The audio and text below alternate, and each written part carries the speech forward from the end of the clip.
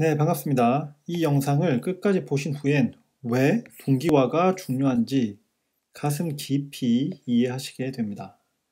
자, 그럼 오늘도 Let's Code. 자, 지금 이제 중요한 예제를 하나 볼 겁니다. 하나의 객체를 두 개의 스레드가 접근할 때 어떤 일이 생기는지 볼 거예요. 지금 이 예제를 잘 이해하셔야 왜 동기화가 중요한지, 동기화를 하지 않으면 어떤 현상이 일어날 수 있는지를 알 수 있게 되기 때문에 집중해서 잘 따라와 주시면 좋겠습니다. 카운터 객체를 활용할 수 있는 예제를 하나 준비했습니다. 귤 두 박스에서 상한 귤을 골라내는 작업인데요. 골라내면서 상한 귤이 몇 개인지 세는 게 목표입니다. 귤이 두 박스가 있으니까 스레드 두 개를 활용해서 한 스레드당 한 박스씩 담당하게 할 겁니다. 그러면 이 스레드가 실행되는 코드는 뭐냐? 여기 이 왼쪽에 이겁니다. 수도 코드로 작성을 했는데 한번 같이 보시면 귤박스에서 귤을 하나하나씩 확인하면서 만약에 귤의 상태가 불량이면 카운트를 하나하나씩 증가시키는 코드입니다. 여기서 이 bad 카운터는 두 스레드가 공유한다고 보시면 될 것 같아요. 그래야 두 박스 합쳐서 전체적으로 몇 개의 귤이 불량인지를 카운트할 수 있겠죠. 자, 그러면 메모리 상태를 한번 그려볼게요. 먼저 메모리에서 이 프로그램을 돌리기 위해서 할당받은 메모리 영역이 이렇게 있을 거고요. 그 안에 흰 메모리가 있을 거고 그 흰 메모리 안에는 두 스레드에서 모두 접근 가능한 배드 카운터 객체가 있습니다. 처음 상태는 스테이트가 0이겠죠. 자, 이렇게 있고 CPU는 싱글 코어라고 가정을 할게요. 스레드는 T1과 T2 두 개가 있고요. 모두 같은 프로세스 소속입니다. 이 두 스레드는요. 지금은 싱글 코어니까 이 두 스레드는 멀티태스킹 방식으로 동작을 할 거고 그러면 중간중간에 컨텍스트 스위칭이 일어나서 T1과 T2가 번갈아 가면서 이 CPU에서 실행이 될 겁니다. 자, 그러면 스레드 T1의 첫 번째 박스를 부탁하고 스레드 T2의 두 번째 박스를 부탁한 뒤에 둘 다 이 코드 베이스로 실행을 시켰습니다. 그러니까 이제 이 T1과 T2는 이 코드를 기준으로 각자가 자신에게 할당된 귤박스에 대해서 실행을 하게 되는 거죠. 자, 그러면 우리가 이 프로그램이 종료됐을 때 기대하는 거는 이런 걸 겁니다. 만약에 T1이 담당한 박스에 상태가 안 좋은 귤이 두 개가 있고 T2가 담당한 박스에 상태가 안 좋은 귤이 5개가 있었다면 이 프로그램이 모두 종료됐을 때 이 배드 카운터, 메모리상에서는 여기겠죠. 이 배드 카운트의 스테이트는 7이 될 거라고 기대를 하는 거잖아요. 근데 문제는 사실은 항상 이렇게 동작하지 않을 수 있다는 게 문제입니다. 왜 그런지 살펴볼게요. 지금 귤 상태가 불량일 때마다 호출되는 배드 카운터 두 스레드가 모두 같이 접근해서 사용하고 있는 이 배드 카운터, 이 배드 카운트라는 이 객체의 인크리먼트 메소드를 한번 자세히 보시면 얘는 지금 하나의 프로그래밍 명령어로 되어 있잖아요. 근데 사실은 이 스테이트 플러스 플러스가 실제로 CPU 레벨에서 어떻게 동작되는지를 생각을 해봐야 됩니다. 이게 지금 중요해요. 지금부터 설명하는 게 중요한데 이 스테이트 플러스 플러스가 실제로 CPU에서는 어떻게 실행되냐면 이렇게 실행됩니다. 자, 이렇게 실행되는데요. 이게 어떤 건지 하나씩 자세히 볼게요. 지금 우리가 프로그래밍 언어 레벨에서 알고 있는 이 스테이트 플러스 플러스가 CPU가 이해할 수 있는 명령어로 다시 변환이 돼야 돼요. 왜냐하면 이 프로그래밍 언어라는 것은 우리 개발자들이, 우리 사람이 이해하기 편한 언어이지 CPU가 바로 이해할 수 있는 언어가 아니거든요. 그래서 우리 개발자들이 프로그래밍 언어로 프로그램을 짜게 돼도 실제로 컴퓨터상에서 CPU에서 실행되기 위해서는 CPU가 이해할 수 있는 언어, CPU가 이미 알고 있는 명령어 형태로 변환이 돼야 되는데 지금 바로 그 변환된 형태로 한번 적어 본 겁니다. 그러면 스테이트 플러스 플러스라는 게 실제로 CPU 레벨에서 명령어에는 이렇게 3개의 문장으로 구성이 된다는 건데 먼저 보시면은 메모리의 스테이트 변수에 있는 값을 R1이라는 CPU 안에 포함된 데이터를 저장하는 이 레지스터로 로드한 뒤에 그 레지스터에 있는 값에 1을 더해서 다시 그 레지스터에 저장을 하고 그리고 최종적으로 그 레지스터에 있는 값을 다시 메모리에 있는 스테이트 변수에 저장하라는 이 3가지 명령어로 구성되어 있습니다. 여기까지 이해되시죠? 자, 그러면 이 T1과 T2가 이 인크리먼트를 호출할 때 타이밍에 따라서 어떤 일이 일어날 수 있는지 한번 봐보세요.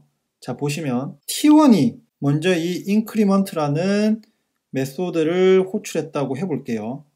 그러면 CPU 레벨에서 이 명령어가 어떻게 실행이 되냐면 먼저 T1이 로드를 할 겁니다. 지금 메모리 상에 있는 이 객체의 스테이트 정보를 CPU에 있는 R1이라는 레지스터에 로드를 할 거예요. 그러면 지금 스테이트 값은 여기서 0이기 때문에 0이라는 값을 R1에 올릴 겁니다. 그리고 그 다음 CPU 명령어를 실행을 하게 되면 R1에 있는 값에 1을 더해서 다시 R1에 저장하라는 거니까 레지스터에는 이제 0이 아니라 1이 저장이 될 겁니다.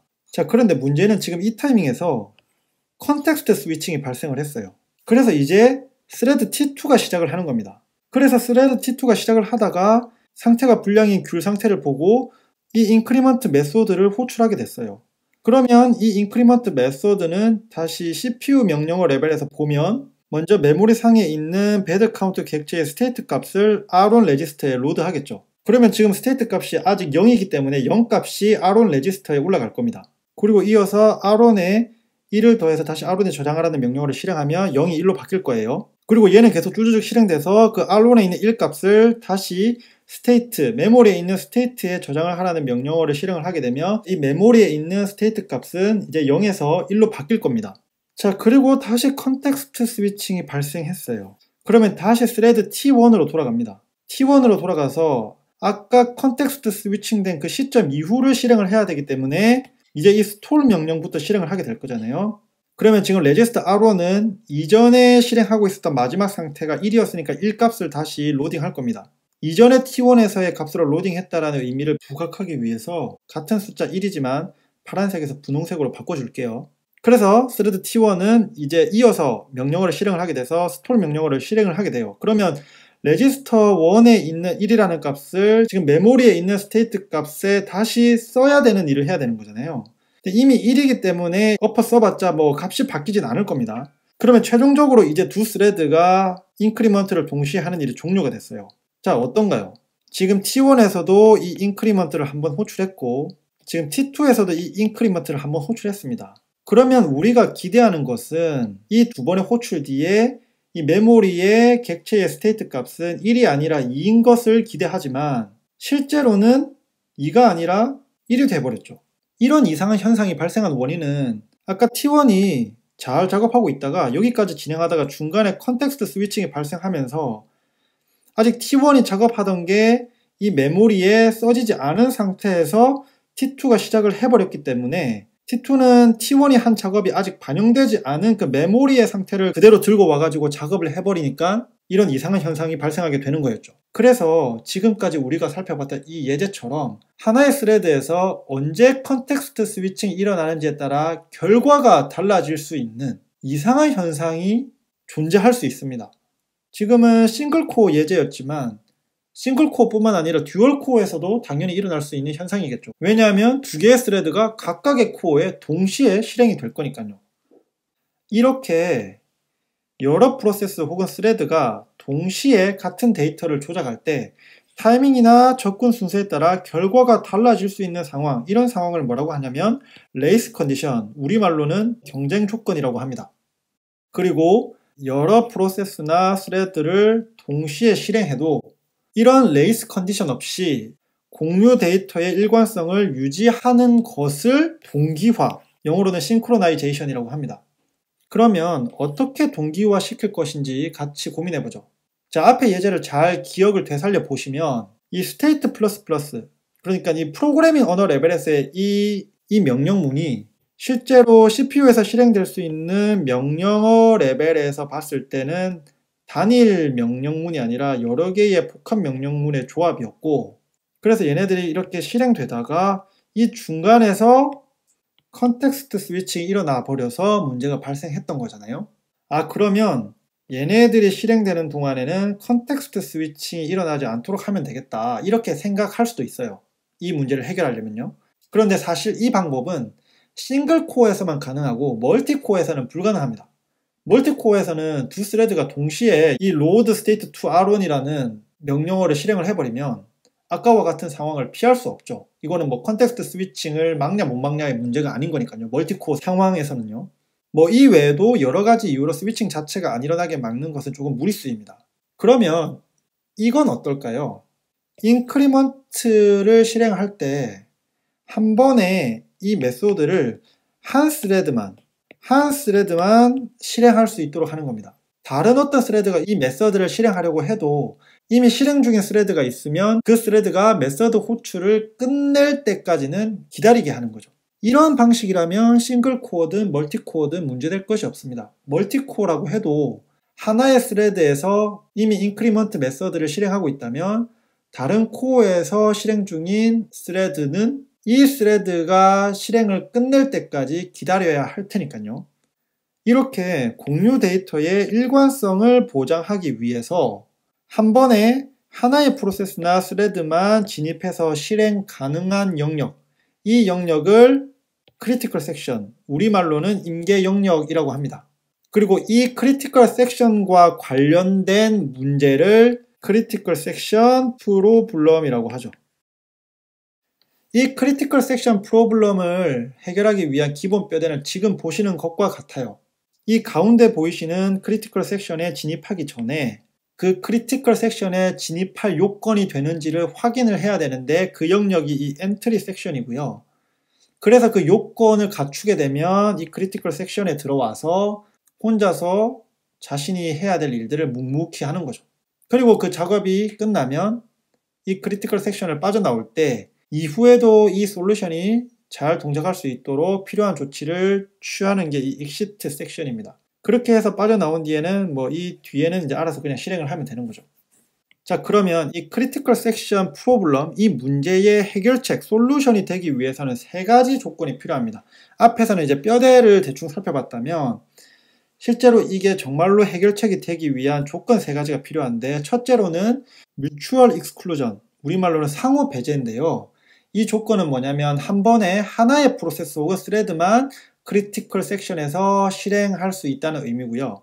두 번째는 프로그레스, 이 진행이라는 뜻은 뭐냐면 만약에 크리티컬 섹션이 비어있고 어떤 프로세스나 스레드들이 이 크리티컬 섹션에 들어가길 원한다면 그 중에 하나는 크리티컬 섹션 안에서 실행될 수 있도록 해야 한다는 의미예요. 그러니까 진행이 계속될 수 있도록 해야 한다는 의미고요. 이 세 번째 바운디드 웨이팅, 한정된 대기는 뭐냐면 어떤 프로세스나 스레드가 무한정 크리티컬 섹션에 들어가지 못하고 기다리고 있으면 안 된다는 조건입니다. 이 세 가지 조건을 모두 만족해야 크리티컬 섹션 문제의 해결책이 될 수 있다고 하는 거죠. 자, 그러면 마지막으로 아까 앞에 예제를 한번 생각해 봅시다. 우리가 조금 전에 예제를 통해 봤던 카운터 클래스는 스레드에 세이프하지 않습니다. 멀티 스레딩 환경에서 그냥 사용하면 레이스 컨디션이 존재하기 때문이에요. 근데 이게 꼭 우리가 개발하는 클래스뿐만 아니라 프로그래밍 언어 레벨에서 기본적으로 제공하는 클래스에도 이런 이슈, 스레드 세이프하지 않는 이런 이슈가 있을 수 있습니다. 지금 이 영상을 보시는 분들 중에 자바 개발자가 몇 분 계실지 모르겠지만 자바에서 기본적으로 제공하는 이런저런 클래스를 사용하실 때 클래스 API 문서를 잘 읽어보셔야 합니다. 예를 들어서 자주 쓰이는 자바 클래스 중에 날짜와 관련해서 심플 데이트 포맷이라는 클래스가 있습니다. 그런데 이 클래스의 문서를 읽어보면 중간에 이런 내용이 나옵니다.